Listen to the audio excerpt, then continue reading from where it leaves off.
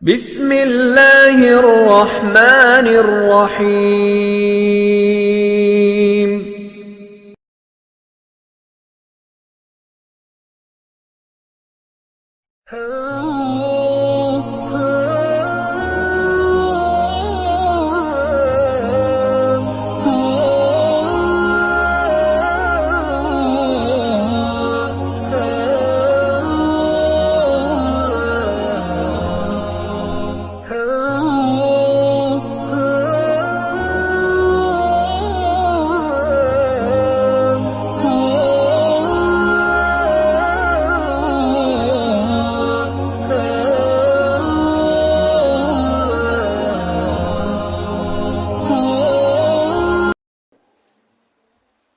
Bismillahirrahmanirrahim. Assalamualaikum warahmatullahi wabarakatuh.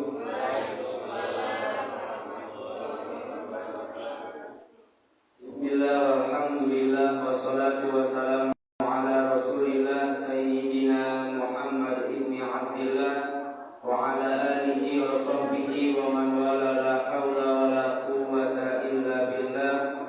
Asyhadu an la ilaha illallah wahdahu la syarika lah wa asyhadu anna sayyidana Muhammadan abduhu wa rasuluhu la nabiyya ba'dah.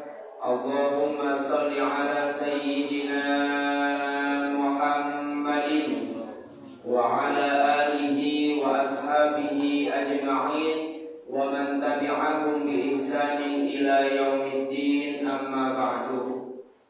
Pertama yang sama-sama kita hormati Dewan Kemakmuran Mushola Nurul Falah, khusus Mukarram Ustadz Dwi Wijanto beserta struktur jajarannya, yang kami hormati para jamaah, ibu dan bapak, jamaah sholat subuh yang dirahmati oleh Allah Subhanahu wa Ta'ala. Mohon maaf tidak dapat disebut satu persatu namanya, namun tidak mengurangi rasa hormat dan takzim kepada hadirin jamaah sekalian. Mudah-mudahan kumpulnya kita di sini dalam niat kita bertolabul ilmi, kita mendapatkan ridho dari Allah Subhanahu wa Ta'ala. Amin ya rabbal alamin.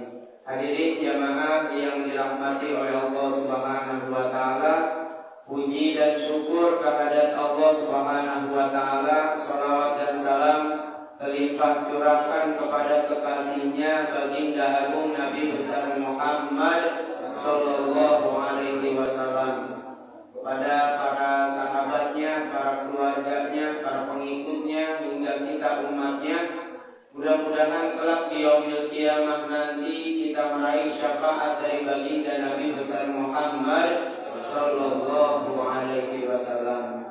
Hadirin jamaah, ibu dan bapak yang dirahmati oleh Allah Subhanahu wa Ta'ala, di dalam kitab Kifayatul Atqiyah disebutkan bahwa ada suatu amalan yang mana amalan tersebut dapat menyinari cahaya di dalam kubur kelak nanti ketika kita masuk ke alam kubur.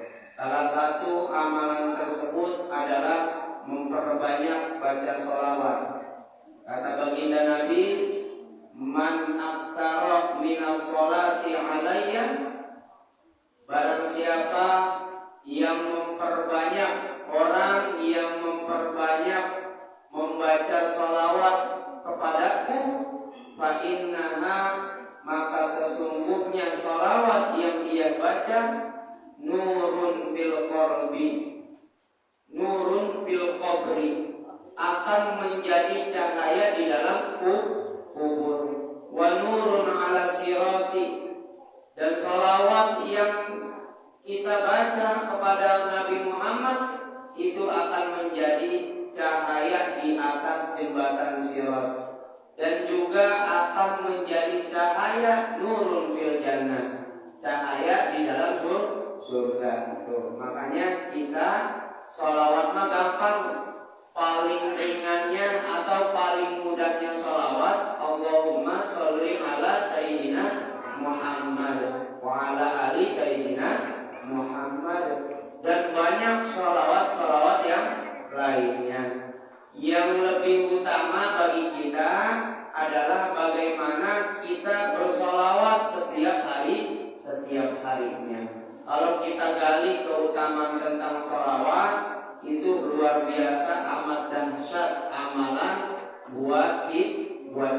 semua, memperbanyak baca sholawat.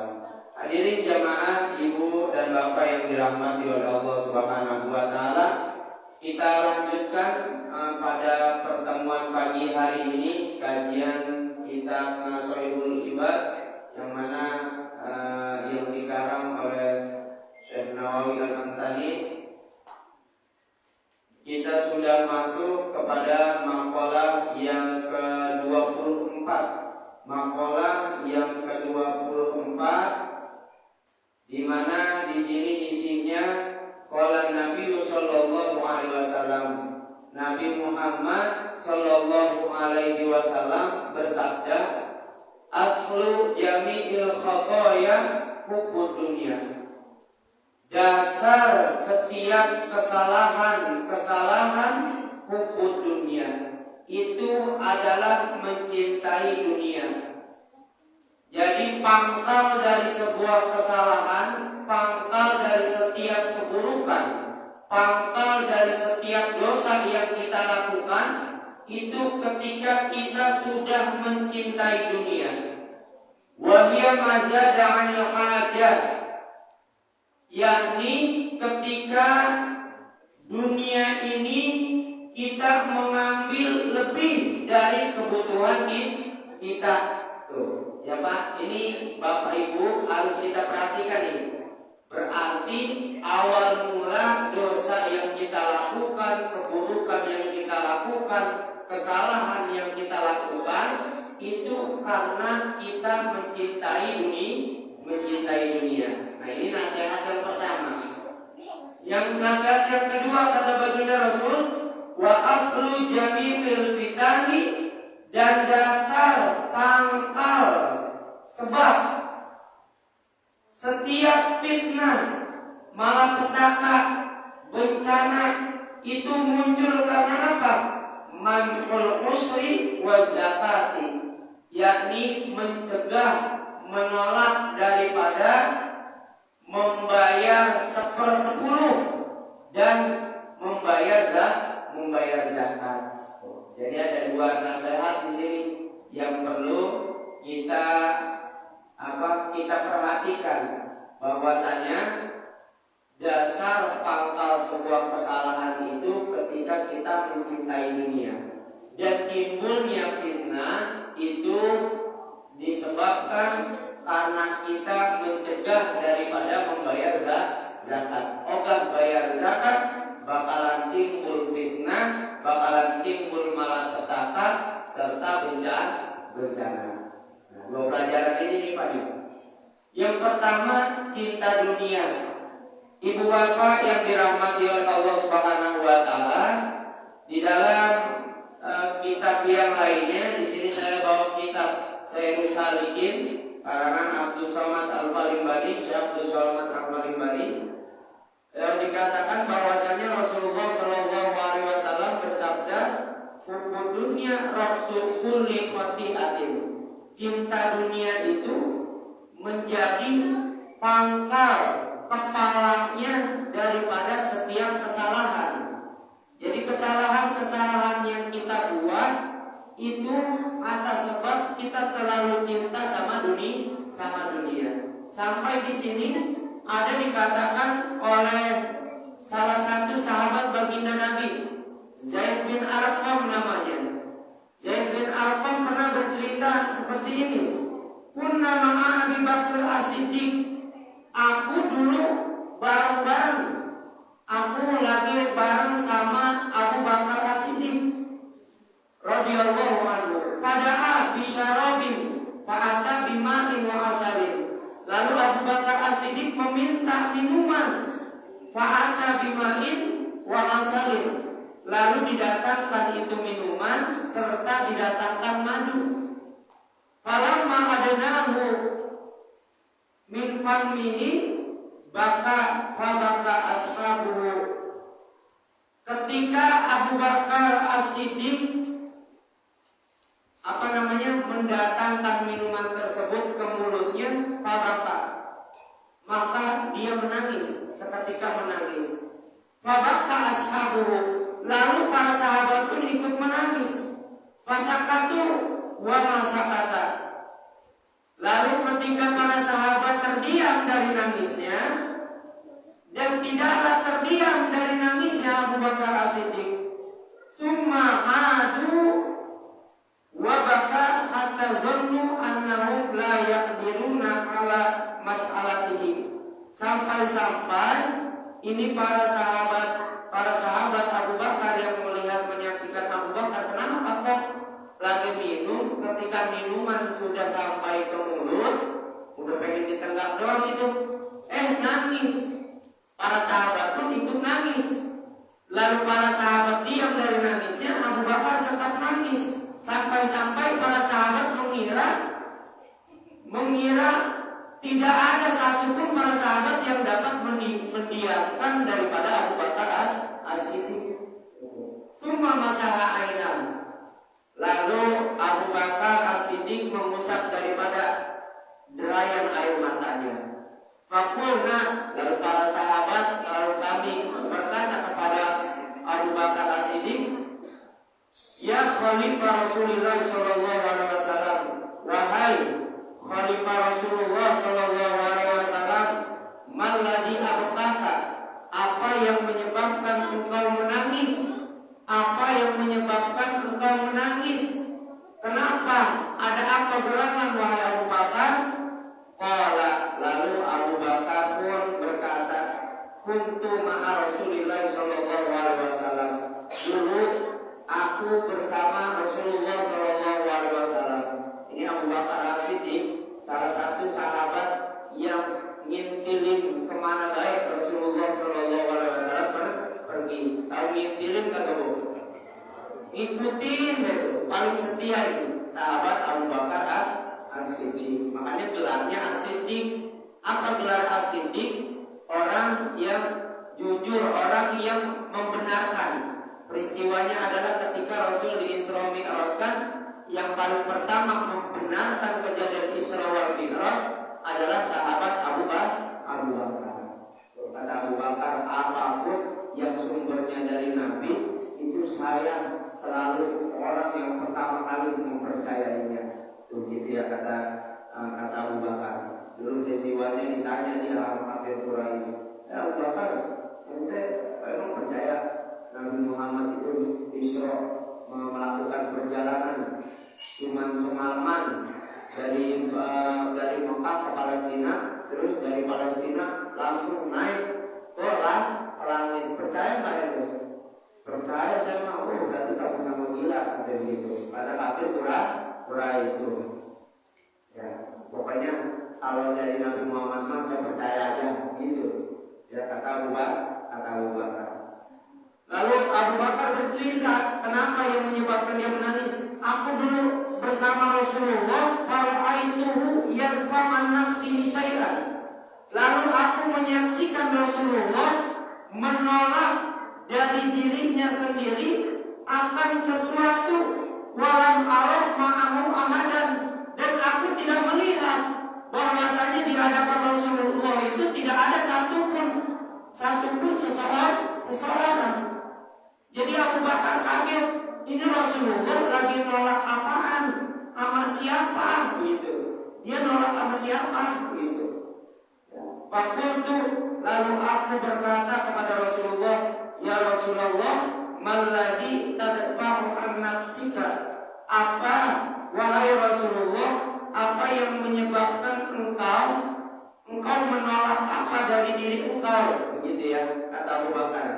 Faqala, lalu Rasulullah berkata kepada Abu Bakar, hadhihi dunia ini, saya lagi ngomong sama dunia ini. Dunia musilat li, dunia digambarkan kepadaku. Fakultu, lalu aku berkatalah kepada dunia, ilaika anni, wahai dunia, pergilah engkau dari hadapanku.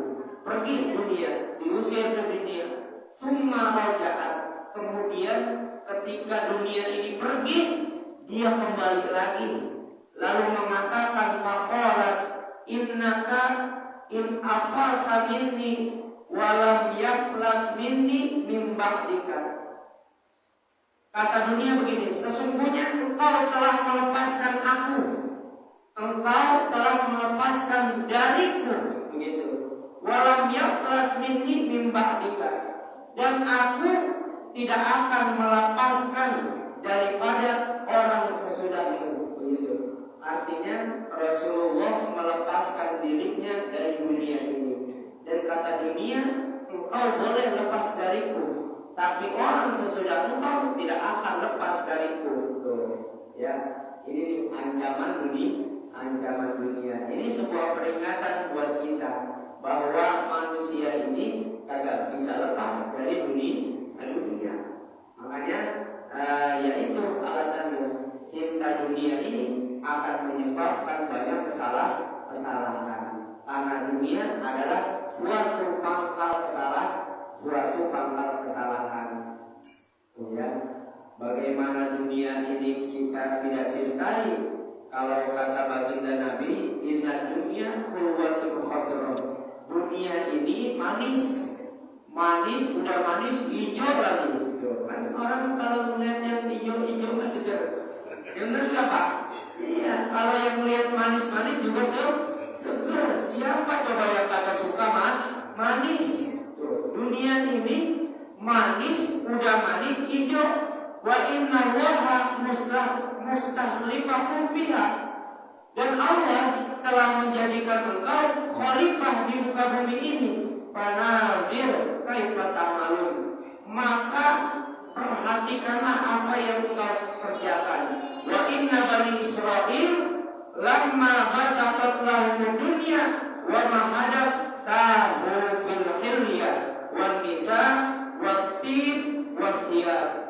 Kata Allah Subhanahu, kata baginda Nabi, maka perhatikan apa yang engkau kerjakan. Sesungguhnya Bani Israil ketika dihamparkan dunia, ketika diluaskan dunia oleh Allah Subhanahu wa taala,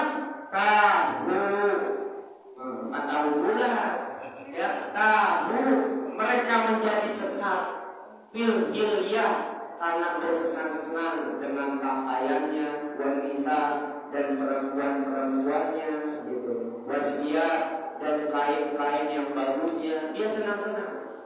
Artinya apa? Kebanyakan gaya.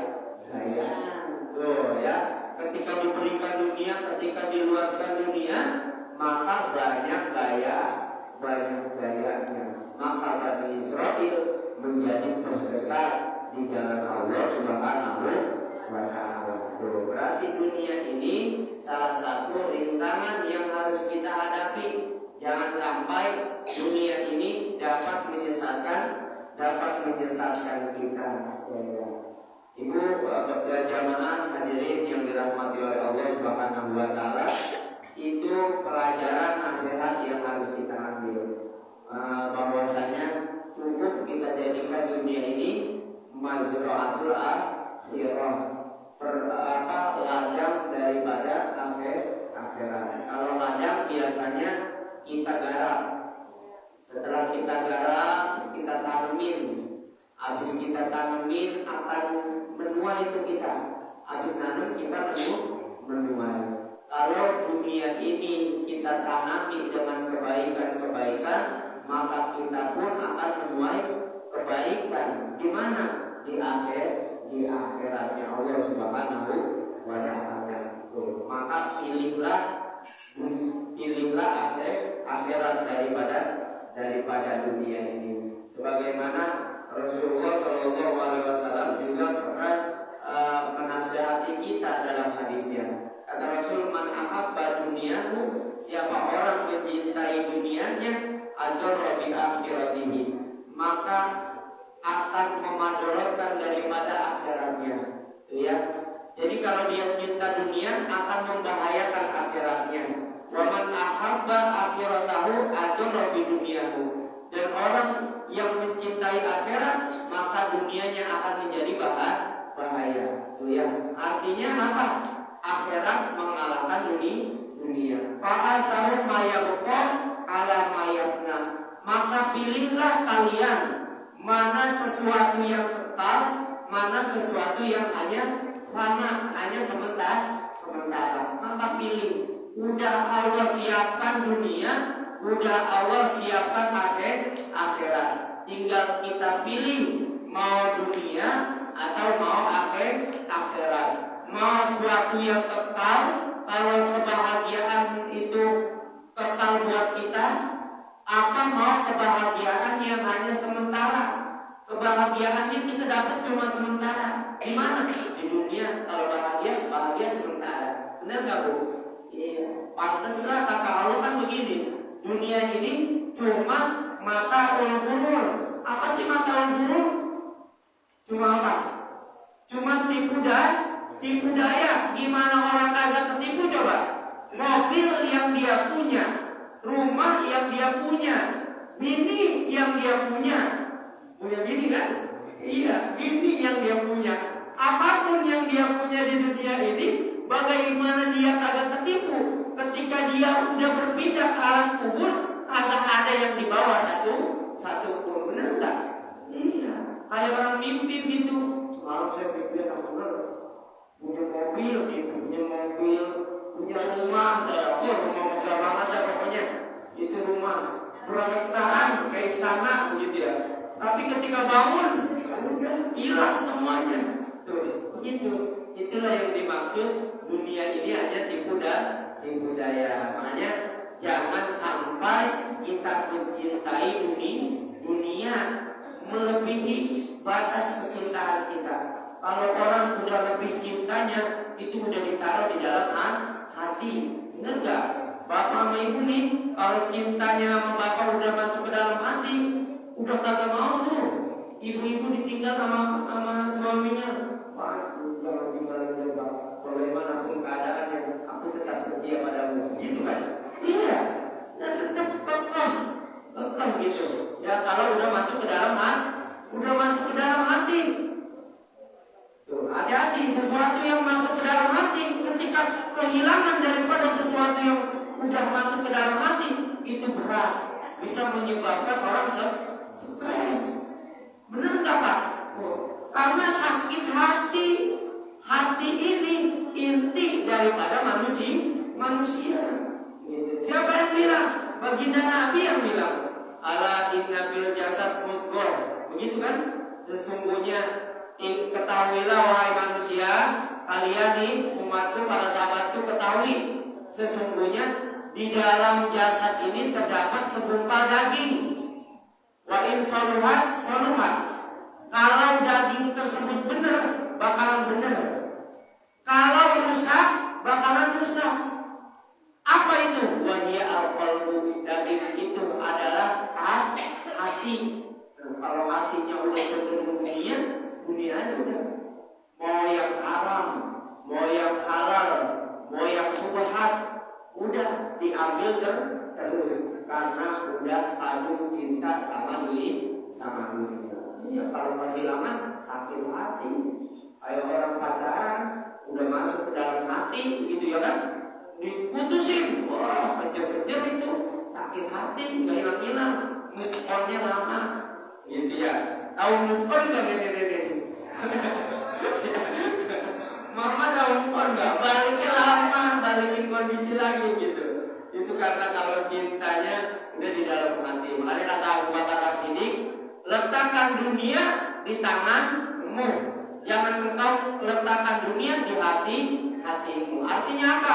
Kalau dunia di tangan bisa dibagi-bagi. Kalau udah dimasuk ke dalam hati, jadi pelit. Benar nggak? Iya. Udah mau saya, jangan tuh saya suka bener, gitu ya. Iya, makanya itu kata Said Alwi Muhammad Al-Malik itu juga begitu. Kalau dunianya masih di tangan, maka dunia itu bakalan manfaat buat orang lain. Tapi kalau udah masuk ke dalam hati, udah susah buat dialihkan ke orang lain. Nah, itu nasihat yang pertama buat kita. Nasihat yang kedua, yang menyebabkan kita dapat bencana, dapat fitnah, ini gara-gara kita mencegah daripada zakat 1/10. Kalau 1/10 ini maksudnya adalah zakat pertanian, gitu ya. Zakat pertanian 1/10. Nah, Nah, fitnahnya bagaimana kalau kita itu nggak mau bayar zakat? Contohnya kayak gini nih, kalau kita pelit sama harta yang kita punya, begitu ya. Contoh aja kucing dan kita lagi makan nih, makan ikan enak, gitu ya. Makan ikan enak, dan itu kucing nungguin baik. Tulangnya kagak dikasih sama dia, palanya kagak dikasih. Itu kucing bisa apa? Bisa ngancam ya itu. Terbuang ambil semuanya, bukan tulangnya doang, bukan palanya doang, semuanya gua ambil gitu. Sama kalau kita juga pelit sama orang. Kita jadi orang kaya nih, tapi kita pelit sama orang. Bahkan dengan 1.000 perak pun kita kagak ngeluarin begitu. Diancam kapan-kapan sama orang. Beli teman pun kita sumbang dan kasih awas besok-besok pulang sekalian. Gitu. Tuh makanya tuh ya mencegah daripada 1/10 serta membayar zakat itu akan menimbulkan bencana, menimbulkan fitnah, malapetaka, gitu ya. Kemudian Bapak yang dirahmati oleh Allah Subhanahu wa taala, mungkin hanya ini aja nasihatnya satu hafalan, cuma banyak ya nasihat daripada jangan sampai kita mencintai dunia ini lebih daripada hajat kita. Makanya kita berdoa kepada Allah, mudah-mudahan Allah beri kecukupan kita dalam menjalani kehidupan dunia ini. Allah berikan keberkahan dalam harta kita. Allah berikan anak-anak kita menjadi anak yang saleh dan salehah, dan mudah-mudahan setiap apa yang kita lakukan di dunia ini itu mendapat ridho dari Allah Subhanahu wa taala. Amin ya rabbal alamin. Ala hadirin al-Fatihah. Billahi minasyaitonir rajim. Bismillahirrahmanirrahim. Alhamdulillahirabbil alamin. Arrahmanir rahim. Maliki yaumiddin. Iyyaka na'budu wa iyyaka nasta'in. Ihdinas siratal mustaqim. Siratal ladzina an'amta 'alaihim ghairil maghdubi 'alaihim waladdallin. Amin. Demikian apa yang saya sampaikan, mudah-mudahan dapat bermanfaat khusus untuk diri saya dan umumnya untuk diri jamaah sekalian. Mohon maaf apabila ada kesalahan dari kata-kata. Billahi taufiq wal